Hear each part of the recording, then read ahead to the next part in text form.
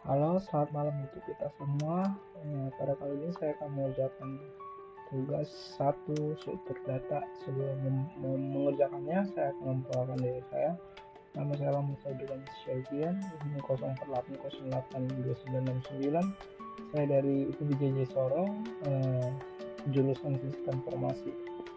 Saya sudah menunjukkan tugas satu, yaitu membuat sebuah deklarasi variabel dengan tipe data integer yang 6 jumlah baris. Yang kedua, buat deklarasi variabel dengan tipe data string yang bernama kalimat baru yang berisi kata deklarasi tipe data string. Yang ketiga, buatlah pendeklarasian array satu dimensi dengan nambah 4 angka tipe data integer yang berisi angka. Buatlah pendeklarasian array 2 dimensi dengan nama tabel tipe data string. Buatlah deklarasi ini dengan nama. Oke, kita akan ke aplikasi Java-nya.